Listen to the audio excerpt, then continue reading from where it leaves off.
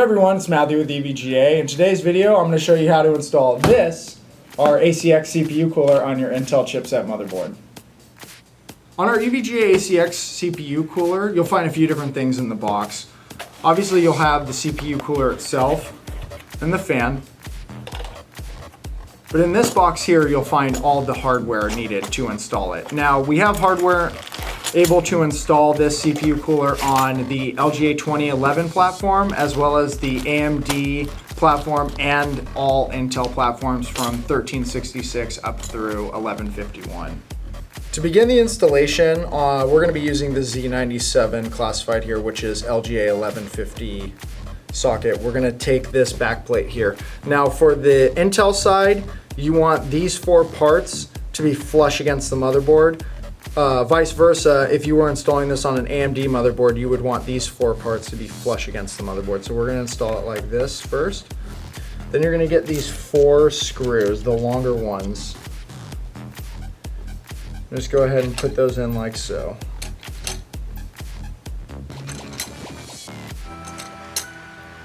Now if you hold the plate down with your hand like this and move it over, you can see I have all four screws right here. Then we're going to start by taking these pieces, which are four of them, and you'll see this one spot has a threading where it goes down onto the screw itself.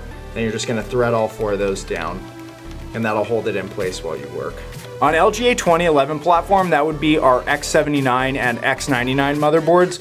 The mounting bracket hardware is a little different. So instead of using the backplate behind the motherboard, the actual bracket itself comes pre-installed on the motherboard. It'll have four threaded holes here around the CPU socket. You'll screw in these. This is the thicker side, that'll go into the motherboard itself. These are just hand tightened. So once you have all four of those installed, the process is very similar to having the backplate that you had on the Z97 motherboard. You would just install the bracket here, hand tighten, and then you would have the CPU cooler oriented the same exact way. Once you have the spacers threaded down, make sure not to over tighten them because they are plastic and they will strip. You want to then align these two pieces of the bracket to both sides here, and here. You'll see a little flange on each piece that will go to the outsides of the motherboard. There's a flange right here and a flange right here. Then you're going to take these small threaded nuts here. The flush part will go against the bracket, and these can be finger tightened.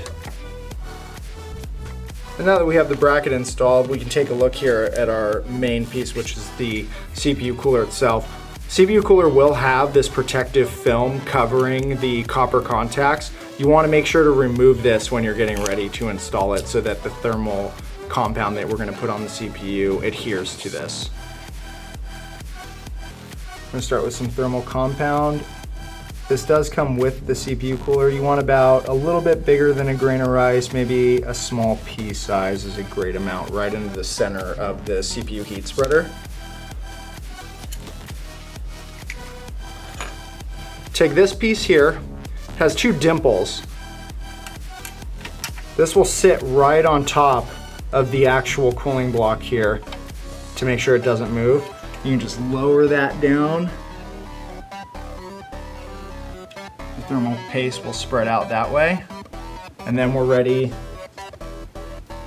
to screw these two tiny screws in to hold it to the bracket.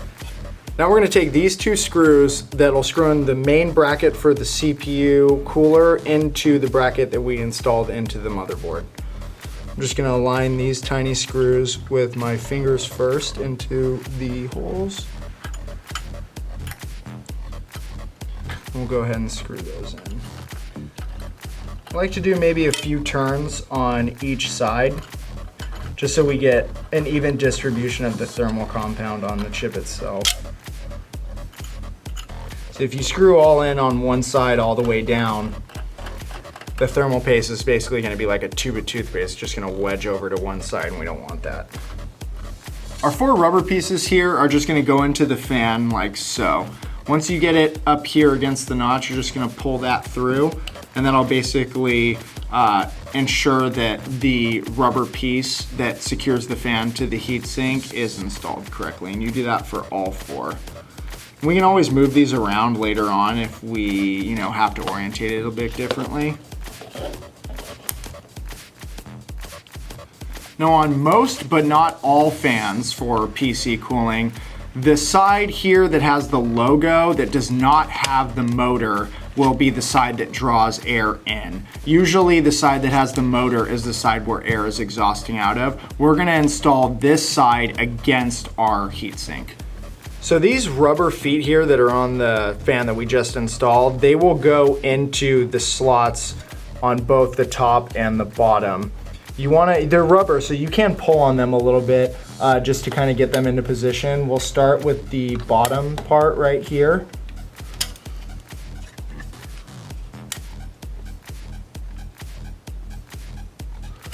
Now we got that in, we can go to the top.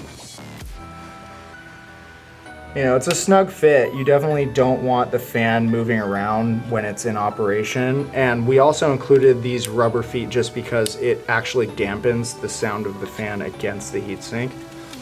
And there you have it. We can move this around into our CPU fan header here, and we're good to go. Our ACX CPU coolers are available online at EVGA.com as well as authorized retailers. Please like and subscribe to Team EVGA as well as leave a comment below if you'd like to see a future how-to video. Thank you for watching. Have a wonderful day.